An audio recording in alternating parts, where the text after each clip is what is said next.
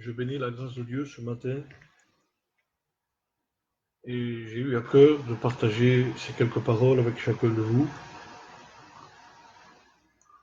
Et nous allons parler de quelque chose qui est très très important pour le chrétien, pour les chrétiennes. J'aimerais dire à tous ceux qui m'écoutent, qui entendent ce message, qu'il y a un danger qui guette les églises aujourd'hui. Un danger où la Bible nous met en garde, mes frères et sœurs. Et ce matin, nous allons parler de l'orgueil. L'orgueil est le symbole de cette gangrène qui, petit à petit, dévore la personne, l'être humain. Nous allons parler de ce qui s'est passé dans cette conversation avec Jésus et les disciples. La Bible dit que Jésus, un jour, questionna les disciples en disant « De quoi discutiez-vous en chemin ?» Et la Bible dit que les disciples ont gardé le silence parce qu'en chemin, ils avaient discuté pour savoir qui était le plus grand d'entre eux. Bien évidemment, ils en avaient vu des choses, surtout Pierre, Jacques et Jean, qui ont été témoins de la transfiguration de Jésus. Alors, quelque peu, ils s'en sont enorgueillis. Ils ont eu de l'orgueil dans leur cœur. Et voilà la discussion qu'ils avaient en chemin. Qui était le plus grand? Qui était le plus important? Qui était le plus considéré? C'était ce qu'il y avait dans leur cœur à partir de maintenant. Pourtant, Jésus leur avait annoncé qu'il allait mourir bientôt sur la croix. Alors, au lieu de se préoccuper de ces choses qui étaient plus importantes, les disciples, dans leur conversation, voulaient savoir qui était le plus grand, le plus important.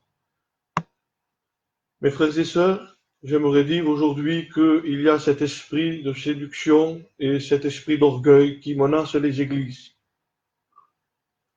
Beaucoup de chrétiens, d'hommes de Dieu, eh bien, je voudrais vous dire que ont chuté à cause de l'orgueil. Et l'orgueil, c'est quelque chose de très, très dangereux pour un homme, une femme de Dieu.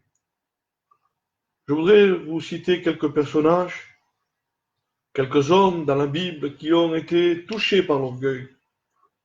Souvenons-nous de Saül, le roi d'Israël. La Bible dit que un jour, lorsqu'il était à table avec ses hommes, avec ses serviteurs, avec son peuple, eh bien, la Bible dit que tout à coup, Saül prit une lance et la jeta contre le siège de David. De toutes ses forces, il précipita cette lance contre David, que David n'était pas là. Et je pose une question à Saül. Saül, que t'a-t-il fait, David? Pourquoi tu veux le tuer? Pourquoi tu lances une lance contre David, qui est ton serviteur fidèle? Mes amis, lorsqu'on lit la parole de Dieu, on comprend pourquoi Saül a lancé cette lance contre David. Tout a commencé par un cantique. La Bible dit, Saül a tué 1000 hommes, et c'est un exploit merveilleux. Mais la Bible dit aussi, David a tué 10 000 hommes. Et c'est là que la folie a commencé à naître dans le cœur de Saül. C'est là que l'orgueil a commencé à pousser dans le cœur de Saül. Et lorsque l'orgueil commence à naître dans le cœur d'un homme, d'une femme, eh bien on commet des choses qui sont irréparables des fois. Oui, Saül a lancé cette lance contre David. Pourtant, David ne lui avait rien fait. Et il y a des chrétiens, des chrétiennes dans les églises. S'ils auraient un bouton, une lance spirituelle qui pourrait lancer contre leurs frères, contre leurs sœurs, ils le feraient librement. Oui, mes frères et sœurs, l'orgueil, c'est quelque chose de dangereux. J'insiste, parce que je vois aujourd'hui les églises, comment elles se comportent. Pas toutes les églises, et je bénis Dieu, mais il y a certaines églises où cet esprit règne au milieu de ces églises. Nous pourrions parler d'autres exemples, il y en a tellement. On pourrait parler de Joseph. Joseph était un homme merveilleux, un homme rempli de l'esprit de l'Éternel. Joseph était un homme calme, qui faisait du tort à personne. Un jour, lorsqu'il alla vers ses frères, la Bible nous dit que on l'a maltraité, on s'est moqué de lui, on l'a frappé, on l'a mis dans un puits, et puis on l'a vendu aux Ismaélites, on l'a vendu aux Égyptiens, on l'a mis dans une prison. Et si on questionnerait Joseph, et si on lui dirait, Joseph, pourquoi tes frères t'ont traité de la sorte? Quel genre d'homme es-tu? Pourquoi ils t'ont maltraité? Pourquoi ils t'ont vendu comme un étranger? Qu'as-tu fait, Joseph? Et Joseph dirait, je n'ai rien fait de mal contre mes frères, je n'ai pas comploté contre mes frères. Simplement, j'ai expliqué que j'ai eu un songe et que ce songe allait se réaliser. Oui, mes frères et sœurs, les frères de Joseph ont été jaloux de lui. Ils ont été jaloux parce que leur père avait remarqué que Joseph avait quelque chose de particulier. Et il y a des hommes qui sont particuliers dans les églises. Des hommes que Dieu a choisis, des hommes que Dieu veut bénir, des hommes qui feront des exploits au milieu des églises, des hommes de réveil. Et il y en a toujours qui ne sont pas contents. Alors ils vous vendront spirituellement, ils vous critiqueront, ils diront tout fausse témoignage sur vous. Ils vous frapperont spirituellement, vous maudiront. C'est ce qu'ils ont fait. Ils l'ont vendu. Et je bénis la grâce de Dieu, parce que Joseph, lui, il ne s'est pas vengé. Un homme de Dieu, une femme de Dieu, ne se venge pas contre ses frères. Il laisse tout entre les mains de Dieu. Lorsqu'il a été l'homme important de l'Égypte que nous connaissons, et que ses frères sont venus lui demander de la nourriture, il aurait pu les maltraiter, il en avait le pouvoir, il aurait pu leur rendre le mal qu'il avait fait. Mais Joseph ne l'a pas fait. Joseph les a serrés contre ses bras. Joseph a pleuré. Joseph les a pardonnés. Un homme de Dieu doit toujours pardonner, ne doit pas se venger, même lorsque c'est difficile. Et il y a tellement encore d'exemples. Oui, il y a tellement encore d'exemples. On pourrait parler de Daniel. Daniel, un personnage que j'aime fort. La Bible dit que Daniel priait 3 fois par jour en direction de Jérusalem. Et là, le roi, en quelque sorte, avait interdit de prier. Mais Daniel n'écoute pas la voix du roi. Lorsqu'il apprend ce décret, il se dirige de suite dans sa chambre pour que c'est bon, mes frères et sœurs, de chercher le Seigneur, de prier Dieu, même lorsque tout autour de nous les choses vont mal. Et la Bible dit que Daniel priait.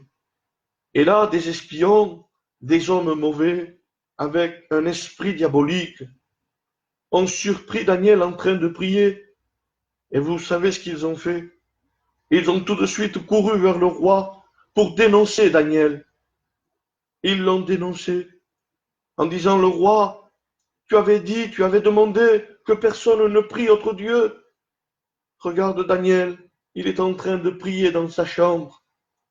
Alors le roi, bien sûr, le roi a prononcé la sentence qu'il avait dit.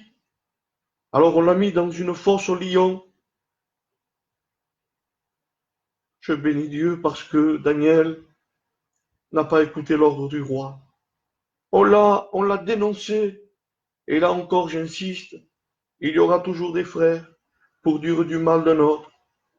Il y aura toujours quelqu'un pour vous critiquer, pour vous murmurer. Il y aura toujours quelqu'un pour dénoncer. Mais je bénis Dieu parce que Daniel, lui, n'a tenu aucun compte de ces hommes qui étaient mauvais, de ces hommes qui en voulaient à sa vie. Et la Bible dit que Daniel est allé dans la fosse aux lions. Mais je bénis la grâce de Dieu, parce que Dieu protège ses enfants.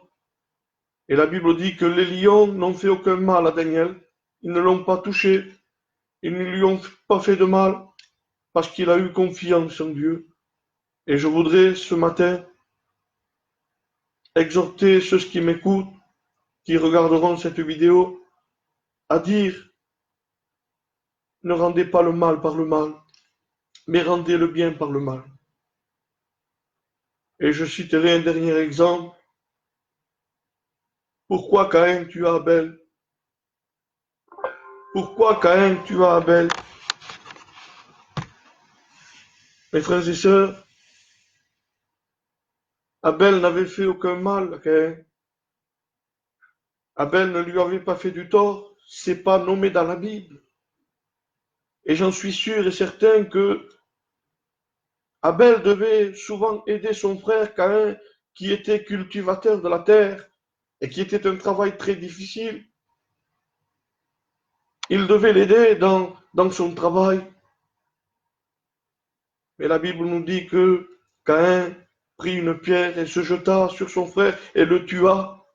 Et là encore, on va questionner Abel, Caïn plutôt, pour lui demander, pourquoi as-tu tué ton frère? Quel mal t'a-t-il fait? Caïn, pourquoi as-tu commis l'irréparable?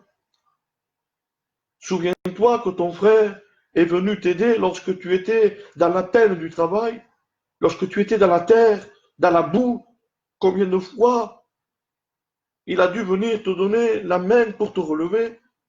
Pourquoi lui as-tu fait du mal? Eh bien là encore, il y a eu cette jalousie, cet orgueil de vouloir être le premier, de vouloir présenter quelque chose à Dieu. Mes frères et sœurs, la Bible dit, et on terminera par ces paroles, que Dieu ne travaille pas avec les orgueilleux. La Bible dit même que Dieu brise la bouche des orgueilleux. Alors ne soyons pas des hommes, des femmes orgueilleux. Si Dieu nous bénit, alors soyons humiliés. Soyons humbles de cœur comme notre Seigneur, comme notre Maître. Que Dieu vous bénisse. Et j'espère que ces quelques mots vous ont fait du bien dans votre cœur.